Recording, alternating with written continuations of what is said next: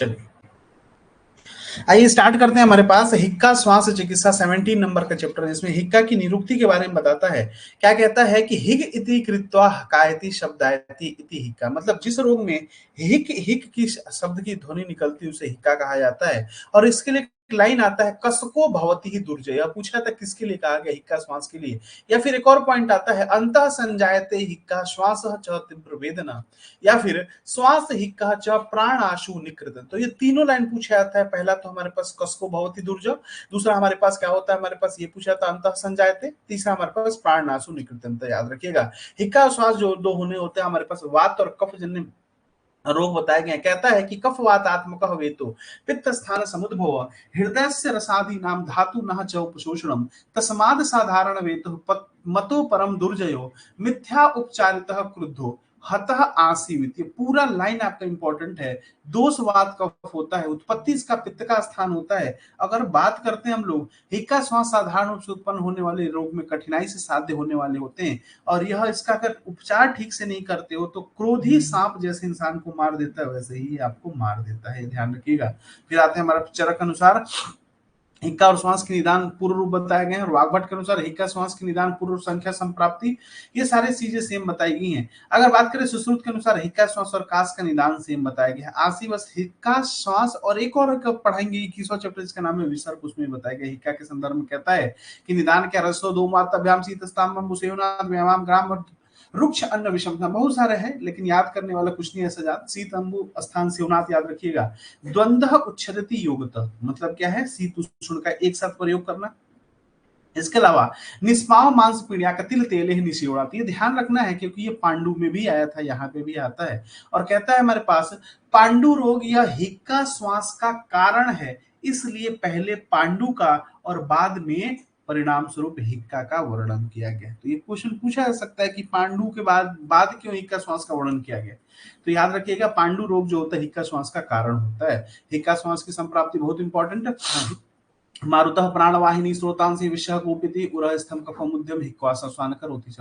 पूर्वोक्त कारणों से प्रकोपित हुई वायु प्राणव स्रोत में जाकर अधिक प्रकोपित हो जाता है और वक्ष स्थल में जाकर वह वायु कफ दोष से दूषित होकर 5-5 प्रकार के हिक्का और श्वास को उत्पन्न करते हैं। हिक्का और की संप्राप्ति बताता है प्राण उदक अन्न वाहिनी स्रोतांसी स कफो नीला हिक्का करोदि संरुद्धम। तो ये 3 पॉइंट याद रखें, कौन कौन से, प्राणवह उदकवह और अन्नवह स्रोतस का इन्वॉल्वमेंट। दोष कौन सा होता है, वात और कफ होता है।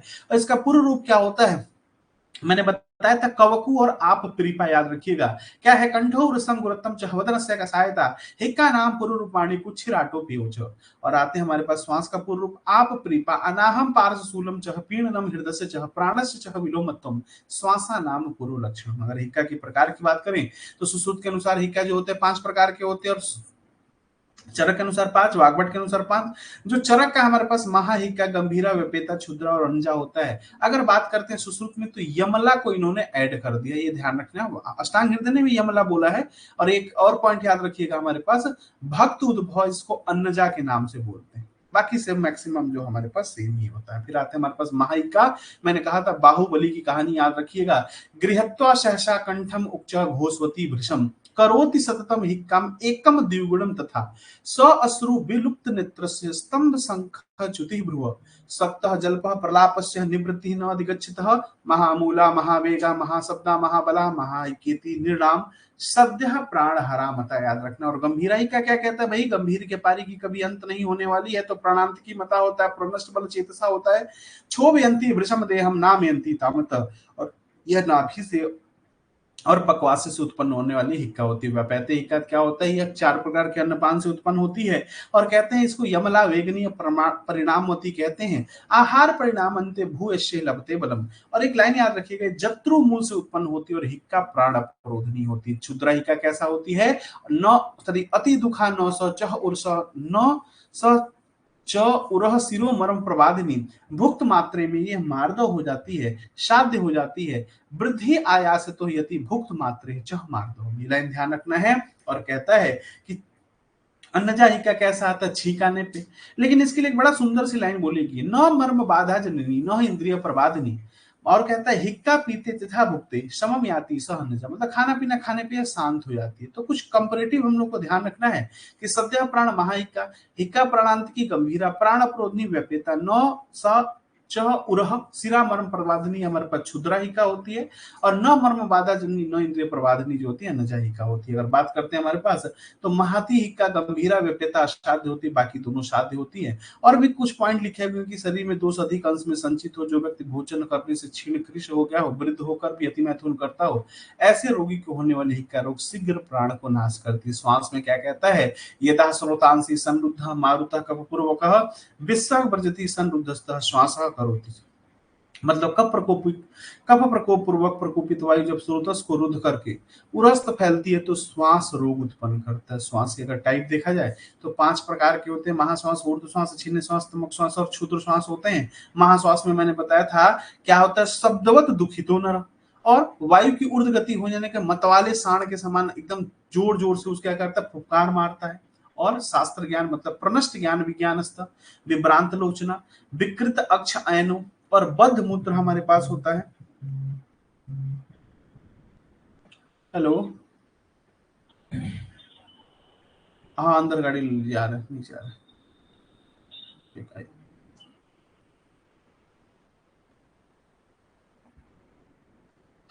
बद्ध मूर्त वर्जितः विशीर्ण वाकः दीनः प्रसूति चास्य दूराद विजायते वृषम, और कहता है कि महाश्वास उपसृष्ट क्षिप्रमेव विपद्यते। तो इस प्रकार का ये श्वास होता है हमारे पास। ऊर्ध्व श्वास में क्या कहता है कि दीर्घ श्वास ऊपर की ओर छोड़ता है लेकिन वो अंदर की ओर उतनी देर तक नहीं खींच पाता है। और कहता है मुख और श्वास मार्ग कब से आवृत होता है, ऊपर की ओर देखता है नितर चंचल रहता है। और क्या हमारे पास इसमें जो अंडरलाइन है, ऊर्ध्व श्वास प्रकोपित अधः श्वास निरुद्धते, याद रखना है। छिन्न श्वास में आपको मर्म छेद रुगान्वित दाह मानेन बस्तिनः और रक्त लोचन याद रखने, छिन्न श्वास के बारे में बताया गया। तमक श्वास सबसे इंपॉर्टेंट हमारे पास, प्रतिलोमम यदा वायु स्रोतांसी परिपद्यते गिरिवासिरसः संग्रह श्लेष्माणाम उदरीर्ण च, कह रहा कि करोत पीनसः तेन रुद्ध घुरघुर्गम तथा अतीव तीव्र वेगम च श्वास प्राण प्रपीड़कम तस्मेव च विमोक्ष्यन्ते मुहूर्ते लभते सुखम, ये ध्यान रखिएगा। फिर कह रहा है कि नौ चौपी लभते निद्रा स्यानः श्वास पीड़ितः पार्श्वे तस्य अग्रतः श्यानः समीरण, अब ये लाइन ध्यान रखना, आसीनो लभते सौख्यम उष्णम च अभिनंदति, विशुष्क मोह श्वास मोह आद्याते और मेघ अंबु शीत प्रागवाते श्लेष मश्च विवर्धते, और याप्य होता है नया होने पे कैसा होता है, साध्य होता है। तमक श्वास जो होता है दो प्रकार के, संतमक होता है और प्रथमक होता है। प्रथमक में पीजे मेहता बताया था याद करने के लिए क्या होता है, ज्वर और मूर्छा आता है। और संतमक में क्या होता है हमारे पास, उदावर्त रजो जीर्ण किले ने कहा निरोध जाओ तमसो वर्धता स्थिताशो प्रमासामिते मज्जा तस्ते विद्यात संतमक, तो ये ध्यान रखना है हमारे पास प्रथमक और संतमक में। जबकि क्षुद्र श्वास के बारे में बात करते हैं तो क्षुद्र श्वास जो होता है हमारे पास बहुत ज्यादा इंपॉर्टेंट नहीं है। क्या है कि वृक्षार विहार करने से, अधिक श्रम करने से अल्प प्रकुपित होकर कोष्ठ और उरस्थन में पड़ता है, और इस श्वास रोग में दोष अधिक प्रबल नहीं होते हैं, खाने पीने मार्ग में रुकावट नहीं करता है। बात करते हैं महाश्वास, ऊर्ध्व श्वास, छिन्न श्वास असाध्य होता है। तमक श्वास याप्य होने पे, याप्य है नवीन होने पे साध्य होता है। प्रथमक संतमक कृच्छिसाद और क्षुद्र श्वास जो होता है साध्य होता है। फिर कुछ इंपॉर्टेंट पॉइंट जैसे विभ्रांत लोचन कहाँ आता है, विभ्रांत अक्ष कहाँ आता है, दाह मान बस्ती छिन्न श्वास में आता है, आसीनो लबतो सौख्य तमक श्वास में आता है। और लास्ट में आते हैं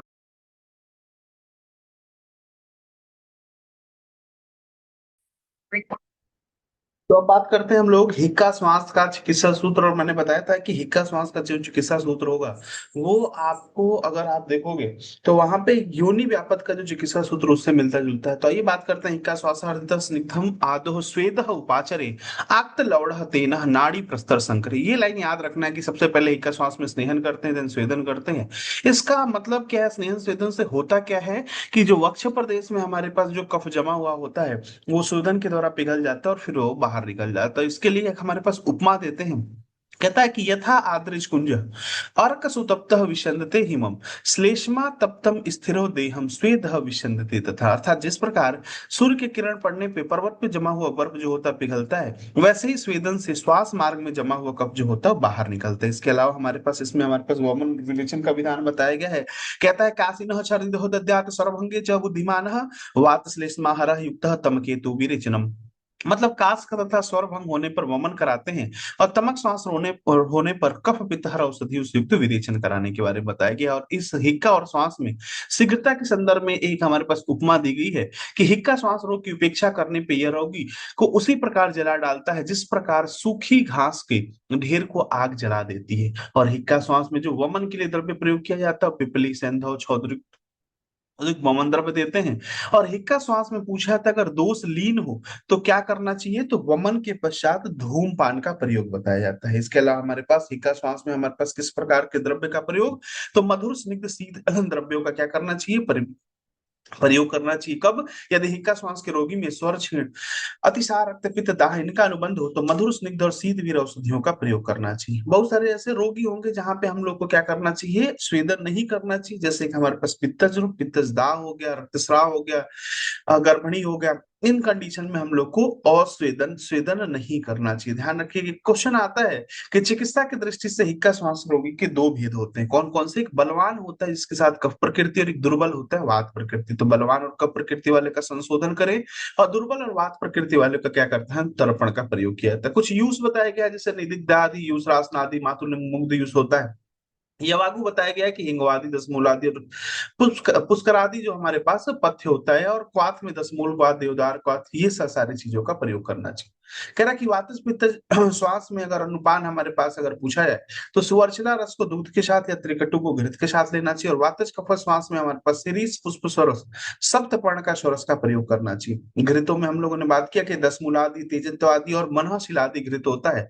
और चूर्ण आदि में आते चूर्ण मुक्त आदि चूर्ण, और मुक्त आदि चूर्ण जो होता है उसके लिए कहा गया है कि ऐसा पाणी तलम चूर्ण तुल्या नाम छौद्र सर्पिषा। और याद रखिएगा पाणी तल इसका प्रयोग किया जाता है। नस्य का प्रयोग जो किया जाता है वो कितना कैसे किया जाता है, कौन किसी चीजों का, तो लहसुन या रसून के स्वरस का, पलांडु के स्वरस का, गृजनक के स्वरस मतलब गाजर के स्वरस का, श्वेत चंदन को स्त्री के दुग्ध के साथ देने का बता। इसी में हमारे पास वैतास क्रम बताया गया। वैतास का मतलब क्या है, बदल बदल के चिकित्सा करने से, उष्ण हमारे पास और शीत चिकित्सा करते हैं। हिक्का में मानसिक उपाय बताया गया कि सी तंबू से सहसा त्रासो विस्मापनम भयम क्रोध हर्षो प्रयोगात हिक्का प्रचायना होता है। याद रखिएगा ये उन्माद अपस्मार में नहीं है, ये हिक्का में मानसिक उपाय के बारे में बताया गया है। हिक्का श्वास में पथ्यकर द्रव्य क्या बताया गया कि जो भी द्रव्य कैसे हो, कफ नाशक हो या वात नाशक हो, उष्ण विरण वात का अनुलोमन करने वाला होता है, वो क्या माना जाता है, बेस्ट माना जाता है। और इसमें भी एक और चिकित्सा बताया गया है कि हिक्का श्वास रोग की चिकित्सा में जो औषधि आहार या पेय वात कारक हो, कफ नाशक हो या कफ कारक हो, एकमात्र उन्हीं का प्रयोग नहीं करना चाहिए। लेकिन अगर हमको एक करना है तो वात नाशक चिकित्सा, मतलब कुल मिला के ये कह रहे हैं कि वातज और कफ नाशक चिकित्सा करना चाहिए। एक साथ ध्यान नहीं रखना चाहिए। अगर आपको एक कोई चिकित्सा करना है, एकांतर चिकित्सा करना है, तो आपको क्या करना चाहिए, वात शमन चिकित्सा करना चाहिए। हिक्का श्वास में एकांतिक चिकित्सा कभी भी नहीं करना चाहिए।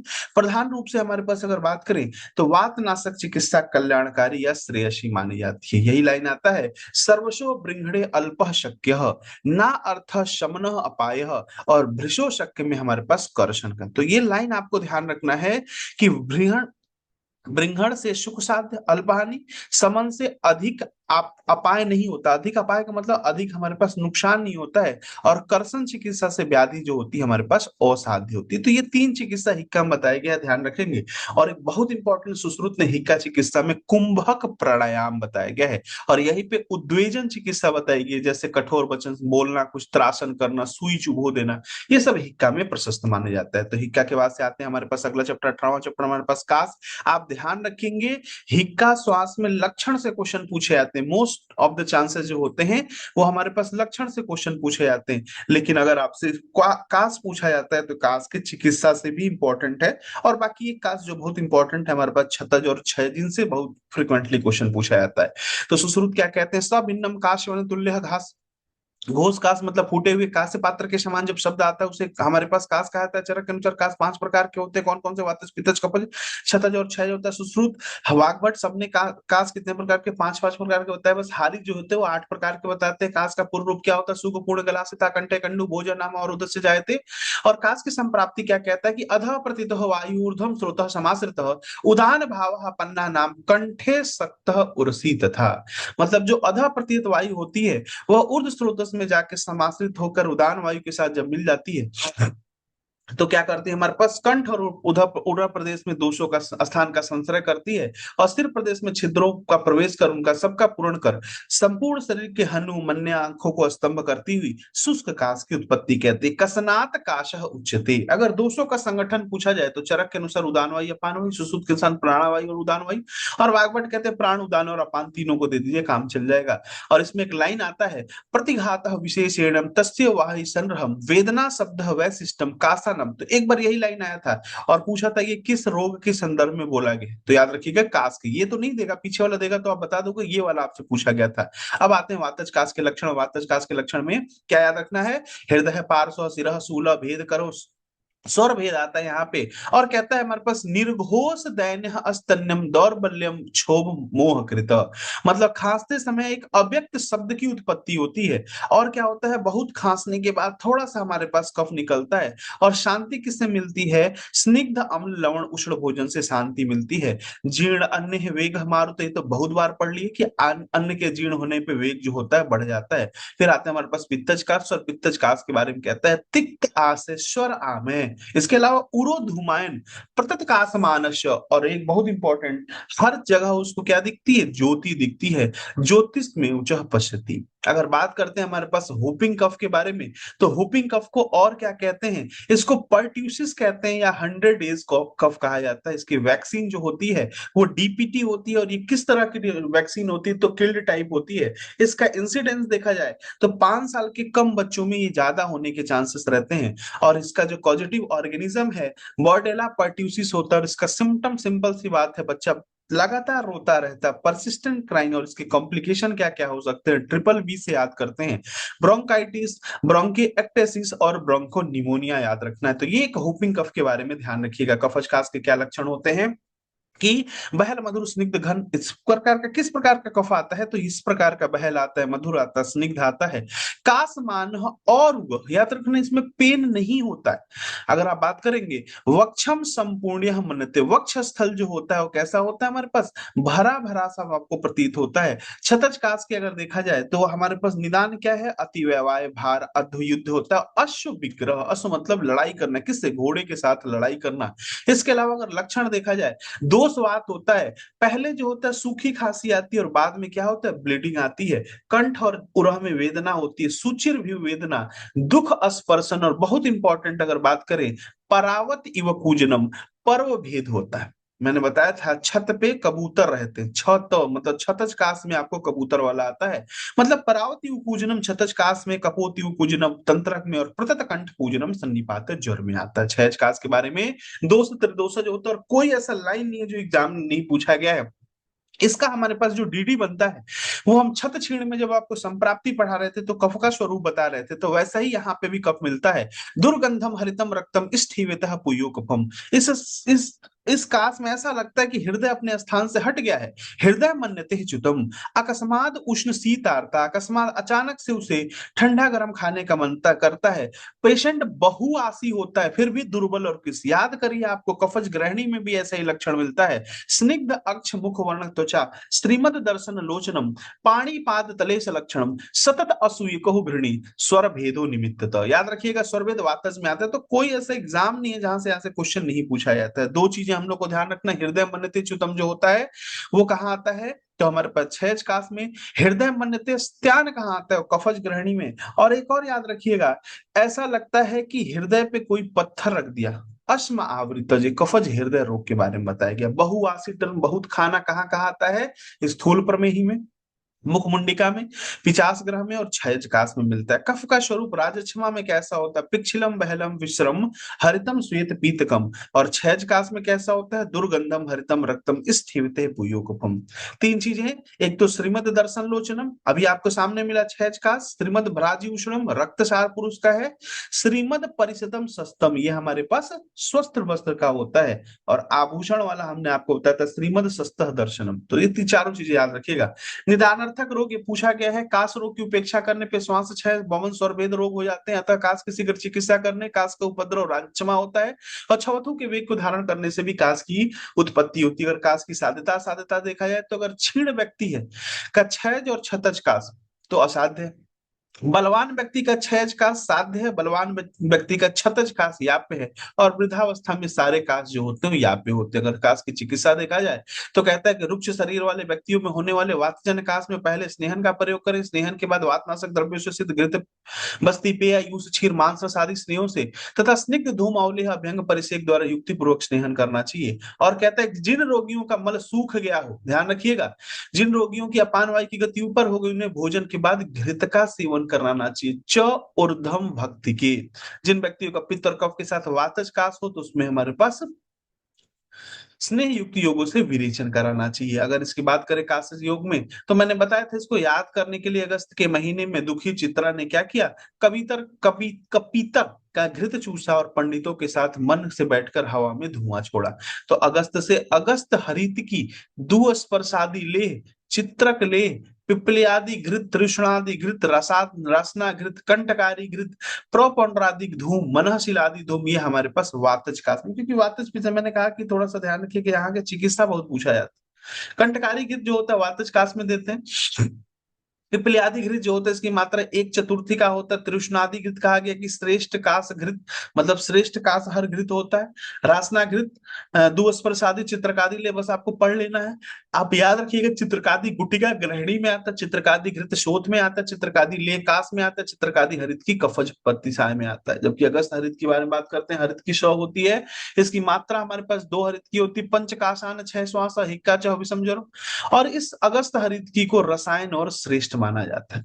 काशक में धूम नेत्र जो होता है 8 से 10 अंगुल, मनशिलादि धूम और परपुंड्रादिक धूम याद रखिएगा। मनशिलादि लेप जो होता है हमारे पास कुष्ठ, और मनशिलादि घृत जो होता है वो श्वास में मिलता है। अगर बात करें चित्रक हरित की तो कफज प्रतिशाय, अगस्त शोथ, अगर सॉरी कंस हरित की शोथ में, अगस्त हरित की अभी पढ़ रहे हैं काश में, वशिष्ठ हरित की, इसमें हरित की संख्या 1100 होती है, वो वाघभट्ट ने बताया, काश में बताया। विभिन्न प्रकार के हरित की यहाँ पे लिखा हुआ है, अभी हमने आपको डिस्कस कर लिया। बस एक पॉइंट याद रखिएगा, वशिष्ठ हरित की में हरित की 1100, दंती हरित की में हरित की 25, अगस्त और कंस में हमारे पास 100।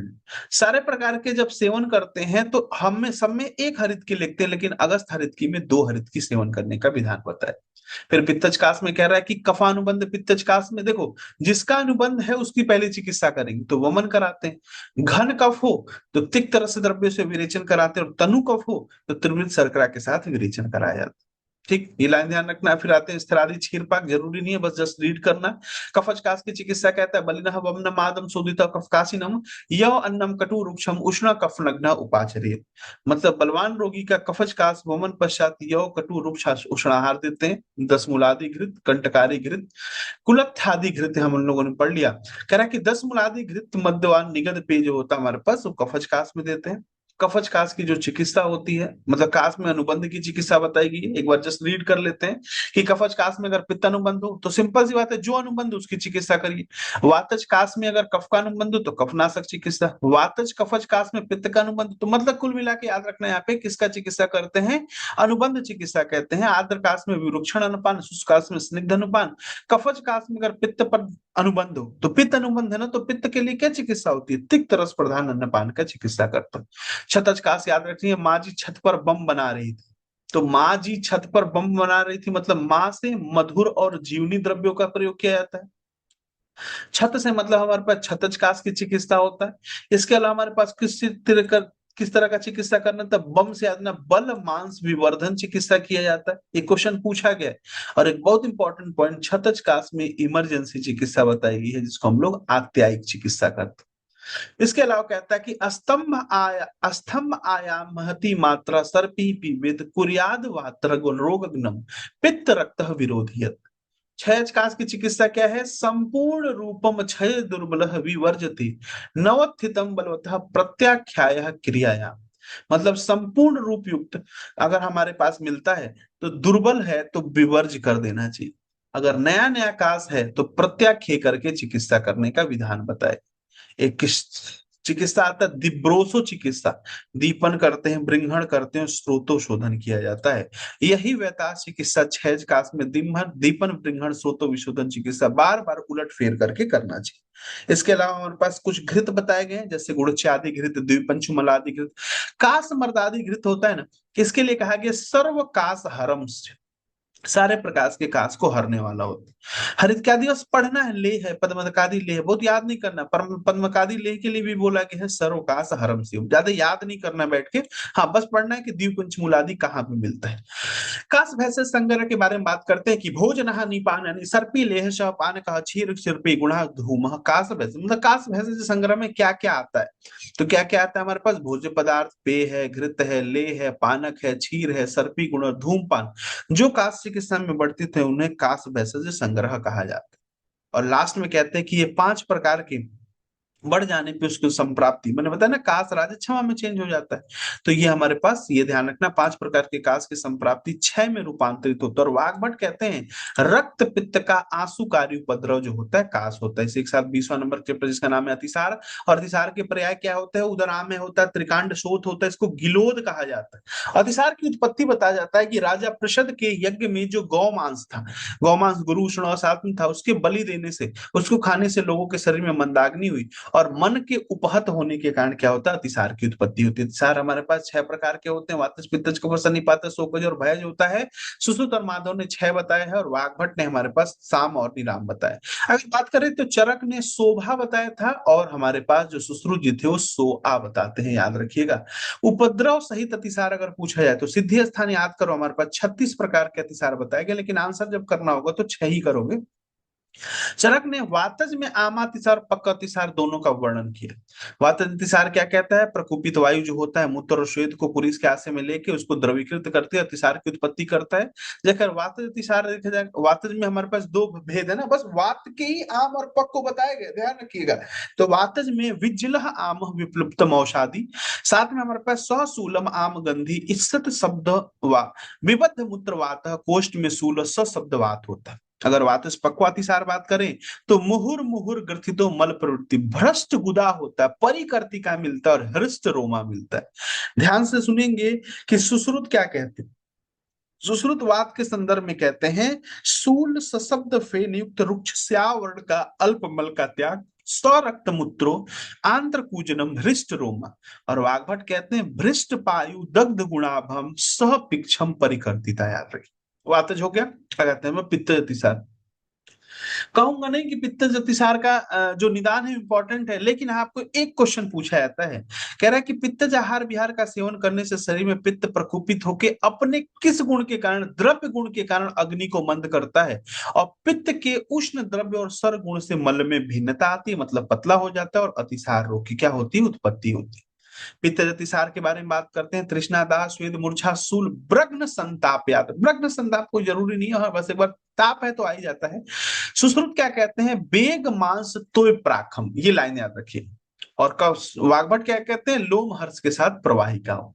कफ अतिसार में भी सेम कंडीशन यही है हमारे पास कि गुरु मधुर स्निग्ध शीत भोजन करना, अति मात्रा में अशन करना, दीवा स्वप्न आलस्य, गुरु मधुर स्निग्ध शीत सेवन से मंदाग्नि होती है, और मंदाग्नि से पुरुष के आशय में मल को क्लीन करके अतिसार की उत्पत्ति हो जाती है, ध्यान रखिएगा। और इसमें कुछ नहीं पूछेगा तो एक लाइन तो रट जाना, कृत्य अप्य कृत्य संज्ञा, ऐसा लगता है कि मल पूरा त्याग नहीं हुआ।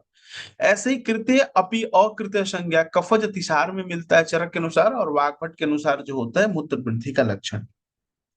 सुश्रुत जो कृत्य अप्यकृत्य संज्ञा है इसके लिए वेग संज्ञ की टर्म यूज किया है, और वाग्भट कहते हैं लोम हर्ष के साथ प्रवाहिका होता है। जबकि सन्निपात अतिसार के बारे में क्या कहते हैं, हरितम हरिद्रम नील वर्ण मंजिष्ठा के समान, मांस धावन सन्निकास, और वराह मीद सदृश। ठीक, इतना याद रखने के बाद से आते हैं हमारे पास कृच्छ साध्य अतिसार। तो कृच्छ साध्य अतिसार कहते हैं न अति क्षीण मांस शोणित बल मंदाग्नि और मुख वैरस से आता है। ध्यान रखिएगा क्षार पाणी सभी अतिसारों में आम दोष को माना है ना, सभी अतिसार। ज्वर अतिसार का सर्वप्रथम वर्णन माधव ने किया है, लेकिन ज्वर अतिसार की चिकित्सा का वर्णन जो है वो चक्रपाणी करता। कौन कौन से अतिसार असाध्य होते हैं भाई, ऐसा अतिसार जो पक्को शोणित निकलता हो, जिसमें यकृत खंडोपम होता है, मेद मांस सन्निकापम होता है। इसके अलावा हमारे पास दधी घृत मज्जा तेल वसा क्षीर वैस्वार के समान जहां पे स्राव निकलता है वो हो गया, मेच काभम, याद रखिएगा। इसके बाद से हमारे पास आता है ऐसा अतिसार जिसमें मक्षिका आक्रांत, मक्खियों के लिए प्रिय होता है, और गुदा का पाक हो गया, गुदा भ्रंश हो गया, अति क्षीण बल मांस शोणित, मन मांस सब बहुत ज्यादा क्षीण हो गया, उस कंडीशन में नहीं करना चाहिए। आगंतुक अतिसार की चिकित्सा क्या है हमारे पास? कहता है कि मारुतः भय शोकाभ्याम शीघ्रम ही परिकुप्यति ततो क्रियावात हरि हर्षणाणः श्वासनानि च। याद रखिएगा, जो लक्षण होंगे आगंतुक अतिसार, मतलब आगंतुक में दो ही आएंगे ना, शोकज और भयज। इसमें वातज के समान चिकित्सा होती है, वातज के समान लक्षण मिलते हैं, और चिकित्सा कैसा करते हैं? हर्षण और आश्वासन चिकित्सा किया जाता है। ध्यान रखना कि अतिसार में सर्वप्रथम आम और पक्व मल की परीक्षा कर ली। अगर आम मल है तो उसको निकलने देना चाहिए, उसको रोकना नहीं चाहिए। जैसे आपको मैंने रक्तपित्त में बताया था कि नादो स्तंभनम अर्हति, मतलब उसको भी नहीं रोकना चाहिए। इसीलिए यहां भी एक लाइन आता है, नौतु संग्रहणम देवम पूर्वम आम अतिसारण, मतलब अगर आम अतिसार है तो उसमें हमको संग्रहण औषधि के प्रयोग नहीं करना चाहिए। ठीक, अगर आप कर देते हो तो वही कंडीशन हमारे पास दंडाल्सक हो गया, आद्यमान हो गया, ग्रहणी, अर्शशोथ, पांडु, ये सारी चीजें होती। अगर इस कंडीशन में मल कृच्छता से बाहर निकलता हो ना, तो हरित की चूर्ण का प्रयोग कर दीजिए तो भी ठीक है। इसकी चिकित्सा सूत्र क्या होता है? प्रमथ्या मध्य दोषाणाम दद्यात दीपन पाचनम लंघनम च अल्प दोषाणाम प्रशस्तावति सारणम, मतलब अल्प दोष में लंघन कराते हैं, मध्यम दोष में दीपन पाचन प्रमथ्या का प्रयोग करते हैं, और हमारे पास बहुदोष में विरेचन बताएंगे। कुछ पाचक जल बताए गए हैं, जैसे कफ विकार में वचा के साथ हमारे पास प्रतिविषा का सिद्ध जल, पित्त विकार में मुस्तपर्पट, और वात विकार में हिमेर सिंह आदि के बारे में। इसके लिए हमारे पास खंड यूज का प्रयोग किया जाता है। ध्यान रखिएगा, यहाँ पे गण द्वय बताया गया है, दीपन पाचन गण वातज कफ अतिसार में, और सुश्रुत ने गण त्रय बताया गया है, दीपन पाचन और संग्राही बताया गया ग्रहणी। गत अतिसार किसे कहते हैं? कह रहा है कि जिसके मूत्र और अधोवायु की प्रवृत्ति मल प्रवृत्ति के बिना अग्नि प्रदीप्त हो, कोष्ठ लघु हो जाए, तो उसे अतिसार मुक्त समझना चाहिए। ऐसा मैंने बताया था, विगत उन्माद, विगत ज्वर, विगत अतिसार के लक्षण आपको याद रखना चाहिए। पुरुष में अगर मांस का, सॉरी, पुरुष है हो जाए तो मांस का प्रयोग करना चाहिए। और अजा का कौन सा पार्ट यूज करना चाहिए? बॉडी का मिड वाला, मध्य पार्ट यूज करना चाहिए। गुद भ्रंश में हमारे पास कुछ चिकित्सा बताइए, अम्ल रस युक्त घृतपान और नुआसन का प्रयोग, चांगेरी घृत, चब्यादि घृत, दसमूलादि घृत और मूसक तेल का प्रयोग, और साथ में गोफड़ा बंध बांधना चाहिए। अगर रक्तातिसार के बारे में बात करें तो जो पित्त अतिसार का रोगी पित्त जनक अन्नपान का अधिक सेवन करता है, उसका पित्त अत्यधिक दुष्ट होकर रक्तातिसार उत्पन्न कर देता है। और पित्तातिसार की चिकित्सा हमारे पास बताया गया, पित्तज, मुस्त है, बरपट है, उसीर है, सारीवा, इसका प्रयोग करना चाहिए, जाछीर का प्रयोग करना चाहिए। पिक्षा बस्ती जो होता है हमारे पास, सालमली वृंत, सालमली का वृंत का प्रयोग। रक्तातिसार की चिकित्सा बताई गई है कि छाग, पय, मधु, शर्करा का पान कराना चाहिए, और छागली पेय के साथ भोजनार्थ और गुदा का प्रक्षालन करना चाहिए। बाकी रक्त अतिसार में कपिलजन के मांस रस का प्रयोग, दारवाती घृत, कृष्ण मित्राती घृत, इंद्रियों का प्रयोग, जरूरी नहीं है, बस जस्ट रीड करना। बहुत ज्यादा अगर रक्त का स्राव हो तो चंदनादि तेल और सदधौत घृत के साथ अभ्यंग करना चाहिए। बताया जाएगा कि अतिसार का जो वैश्य चिकित्सा होता है वो बस्ती होता है, वही पॉइंट लिखा हुआ है, बलम तस्य स पित्तम जायर्थे बस्तिर उत्तम। बस्ती उत्तम चिकित्सा अतिसार की होती है, वातरक्त की होती है, और गुल्म की होती है। कफत अतिसार में हमारे पास लपादी चिकित्सा बताया था आपको, लंघन, पाचन और दीपन औषधियों का प्रयोग करना चाहिए। आम अतिसार नाशक जो भी गण है उनका प्रयोग करना चाहिए। कफत अतिसार में पिच्छा बस्ती का प्रयोग करना चाहिए। एक पॉइंट याद रखिएगा, हमारे पास विसर्प की मुख्य चिकित्सा रक्त मोक्षण, ये चरक के अनुसार है ना। वात रक्त की मुक्त चिकित्सा जो होती बस्ती होती। पूर्व स्तंभ में तीन चिकित्सा छप्पड़, समन और शोषण करते।